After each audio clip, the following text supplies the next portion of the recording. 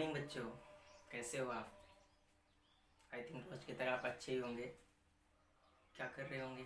Game खेल रहे होंगे या फिर बुक लेके पढ़े होंगे और उसमें प्रॉब्लम सॉल्व कर रहे होंगे। कुछ नहीं तो गूगल बाबा तो हैं ही आंसर बताने के लिए। आई थिंक पिछले वीडियो मैंने बात किया था एसिड बेस एंड साल्ट के बारे में और वो चैप्टर भी फिनिश हो गया हमारा। आज आपका क्लास टास्क था जो आपने बहुत अच्छे से किया। हमने आपकी कॉपी भी चेक की तो अधिकतर बच्चों ने आंसर सही लिखे हैं जिन लोगों ने हमारे वीडियो लेक्चर को देखा था। आंसर उन्हीं बच्चों का गलत है जिन लोगों ने वीडियो को नहीं देखा था। तो कोई बात नहीं है, फिर से आप वीडियो को देखिए और अपने टेस्ट को फिर से अटेंड कीजिए। जैसा भी होगा, अगर प्रॉब्लम होती तो आप मुझे सेंड कीजिए, मैसेज कीजिए। और आज के इस वीडियो में हम चैप्टर नंबर 3 मतलब कि मेटल्स एंड नॉन मेटल शुरू करने वाले हैं। इसमें मेटल की प्रॉपर्टी और नॉन मेटल की प्रॉपर्टी शुरू करेंगे। और पहले वीडियो में क्या होता है कि हम इंट्रोडक्शन देते हैं। एक्चुअली मेटल और नॉन मेटल के बारे में आप छोटे बच्चे थे तब से ही जानते, मतलब 6 क्लास से ही जानते होंगे मेटल क्या होती है, नॉन मेटल क्या होती है और उसके डिफरेंट डिफरेंट प्रॉपर्टी के बारे में ही सुना होगा। तो हम लोग क्या करते हैं, मेटल और नॉन मेटल की प्रॉपर्टी के बारे में पहले बात कर लेते हैं। इसके बाद फिर बात करेंगे कि और भी जो फीचर होते हैं, जैसे कुछ केमिकल प्रॉपर्टी होती है, कुछ फिजिकल प्रॉपर्टी होती है, कुछ स्पेशल फीचर होते हैं, कुछ एक्सेप्शनल प्रॉपर्टी होती हैं। तो उन सारी प्रॉपर्टी के बारे में एक एक करके हम लोग बात करेंगे इस वीडियो में। तो वीडियो स्टार्ट करने से पहले हम आपको बताते हैं कि ये इंट्रोडक्शन पॉइंट में एक एलिमेंट होता है। आपने सुना होगा क्लास 9 से एलिमेंट। एलिमेंट क्या होता है? आप कह सकते हैं any substance. Element is a ion substance. ये एक ऐसा सब्सटेंस है जिसमें क्या होता है, उसके सब के सारे जो नंबर ऑफ प्रोटॉन होते हैं वो सेम होते हैं। मतलब कि कोई भी सब्सटेंस होगा जिसमें नंबर ऑफ प्रोटॉन्स क्या होंगे, सेम होंगे, उसे आप क्या बोलेंगे? Element. I think so already मैंने ये डिफिनेशन यहाँ पे लिख रखा। An element is a substance whose atom all have same number of proton. मतलब जो एलिमेंट, जैसे कि कोई एलिमेंट है, ये कोई एलिमेंट है, इसमें कोई ये प्रोटॉन है, ये प्रोटॉन, ये प्रोटॉन, ये प्रोटॉन। तो अगर इसमें एक्स नंबर, सॉरी, ये एटम है किसी एलिमेंट का, ये एटम है, ये पूरा का पूरा क्या है? एलिमेंट है। एलिमेंट है। अगर ये पूरा एलिमेंट है और इसमें चार एटम है, सॉरी मैं बार बार प्रोटॉन कह रहा हूँ, ये सब के सब क्या है? एटम है। एटम है, ये भी एटम है। तो इस एटम के अंदर जो नंबर ऑफ प्रोटॉन होंगे, सपोज इस एटम में टोटल 4 प्रोटॉन है, तो इसमें भी कितने होंगे? 4 ही होने चाहिए, 4 ही होने चाहिए। तो आप क्या कह सकते हैं? An element is a substance whose atom all have same number of proton. मतलब एलिमेंट एक ऐसा पदार्थ है, ऐसा सब्सटेंस जिसके अंदर जो एटम पाए जाते हैं, सारे के सारे एटम में जो इलेक्ट्रॉन, सॉरी, एटम में जो प्रोटॉन पाए जाते हैं उनके नंबर क्या होंगे? इक्वल होंगे या सेम होंगे। तो आपको एलिमेंट के बारे में तो इतनी जानकारी मिल गई।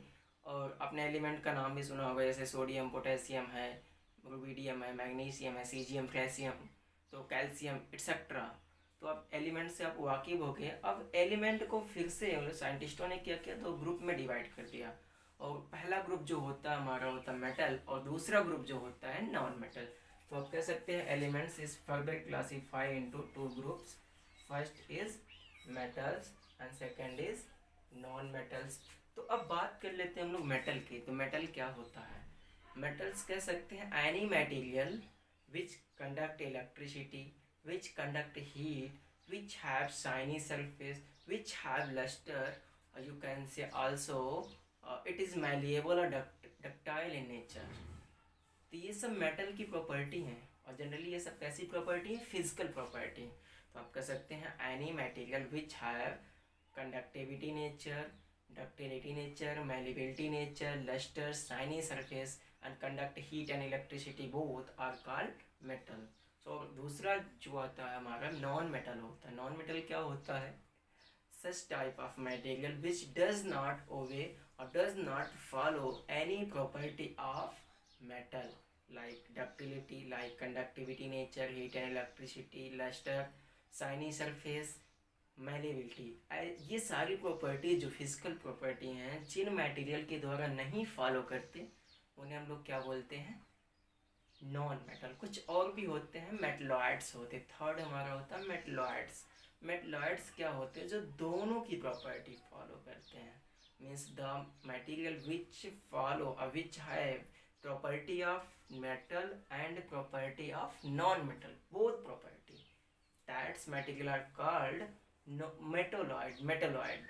तो अब ये तीनों चीज़ों के बारे में आपको पता चल गई, बट आपको जनरली पढ़ना क्या था, मेटल एंड नॉन मेटल। तो हमने यहाँ पे सारा डाटा पहले से लिख रखा है।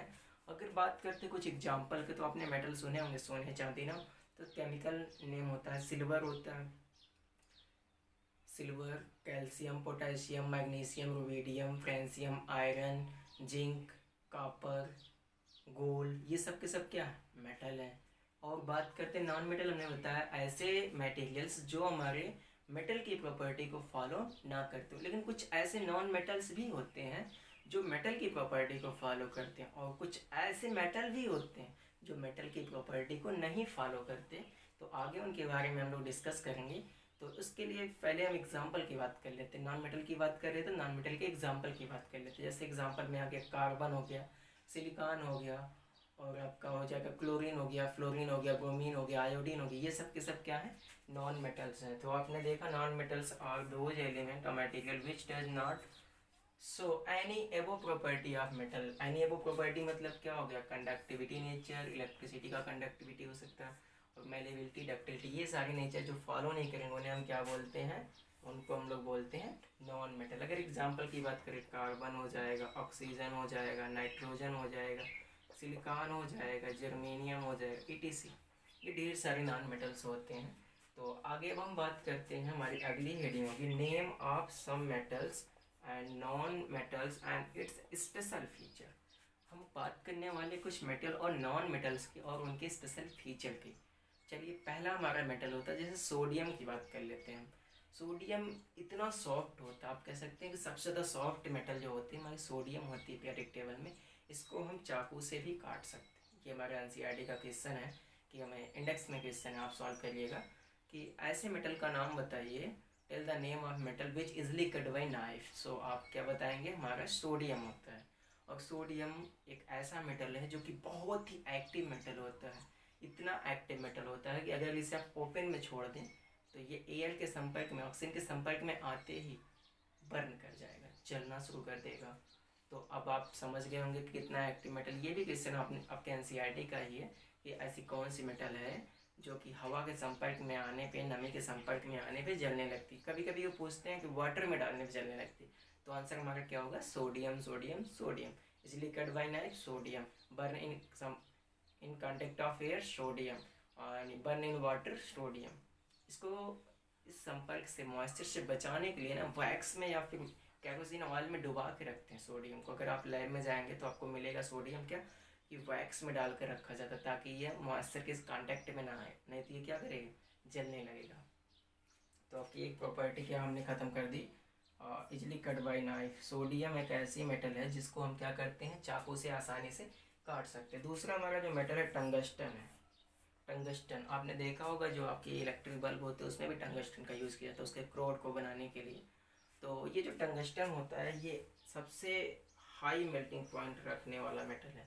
Means in whole periodic table tungsten have maximum melting point. Melting point आप समझ गए, शॉर्ट फॉर्म में हम लोग एमपी भी लिखते हैं। तो ये बहुत ज़्यादा टेम्परेचर लेता है, तब जाकर के मेल्ट करता है।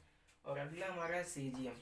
सीजियम ये एक ऐसा मेटल है जो कि होल पीरियोडिक टेबल में सबसे कम मेल्टिंग पॉइंट रखता है, और ये सबसे अच्छा मेटल है। सबसे अच्छा मेटल इसलिए है क्योंकि इसकी जो आयनाइजेशन एंथैल्पी होती है वो बहुत कम होती है। बहुत कम इसलिए होती है क्योंकि जो इसका न्यूक्लियर फोर्स होता है, साइज बड़ी होने के कारण बहुत कम लग पाता है। तो इससे इलेक्ट्रॉन भी आसानी से निकल जाते हैं। पर ये बातें अभी आपको कम समझ में आ रही होंगी, तो इसके बारे में हम चैप्टर नंबर 5 में बात करेंगे। तब तक के लिए आपको इंतज़ार करना होगा। तो अब अगली प्रॉपर्टी पे आते हैं। अब सीजियम के बारे में भी जानेंगे। ग्रेफाइट। ग्रेफाइट क्या है, एक नॉन मेटल है, कार्बन की फैमिली का है। कार्बन का एक आइसोटॉप होता है ग्रेफाइट। तो ग्रेफाइट एक नॉन मेटल है, लेकिन ये इलेक्ट्रिसिटी को कंडक्ट करता है। इसको चेक करने के लिए आप पेंसिल लीजिए, पेंसिल के दोनों तरफ सॉफ्ट कर दीजिए, इसको मतलब गढ़ लीजिए, और किसी डीसी करंट से आप चेक कीजिएगा। ऐसे से ना करिए कि हमारे सर ने बताया और आप निपट जाओ। डीसी बैटरी को लेकर के एक तार एलईडी से डायरेक्ट जोड़ दीजिए, दूसरा पेंसिल के एक छोर पर रखिए, एलईडी जो बल्ब उसका सेकंड छोर जो होगा पेंसिल के दूसरे नोक पे रखिए और उधर इलेक्ट्रिसिटी फ्लो करेगा तो एलईडी ग्लो करेगा। तो एक्चुअली ये एलईडी ग्लो करेगा, आप चेक कर सकते हैं। तो ये हमारा जो ग्रेफाइट, आपको ध्यान रखना नॉन मेटल है लेकिन ये इलेक्ट्रिसिटी को कंडक्ट करता है। सीजियम एंड गैलियम ये दोनों ऐसे मेटल हैं जिनकी मेल्टिंग पॉइंट और बॉइलिंग पॉइंट सबसे कम होती है। एक्चुअली रीजन वही है, उनका इफेक्टिव न्यूक्लियर फोर्स जो होता है बहुत कम होता, साइज बहुत बड़ी होती है। मरकरी, इसके बारे में तो आपने सुना होगा, थर्मोमीटर में यूज़ करते हैं। एक्चुअली मरकरी एक ऐसा मेटल है जो कि रूम टेम्परेचर पे लिक्विड स्टेट में पाया जाता है। यहाँ तक कि अगर थर्मामीटर टूट जाए तो आप मरकरी को पकड़ नहीं सकते, क्यों? क्योंकि वो लिक्विड हो जाएगा, बिखर जाएगा। और अगला हमारा जो सिल्वर है, लास्ट मेटल हमारा जो सिल्वर है, सिल्वर क्या है, ये सबसे अच्छा हीट का कंडक्टर होता है। Silver is a good conductor of heat. तो हमारे और भी एक प्रॉपर्टी है, एक मेटल है, आयोडीन के बारे में बात कर लेते हैं। आयोडीन आप खाते भी हैं। ये एक ऐसा नॉन मेटल है जिसके पास चमक होती है।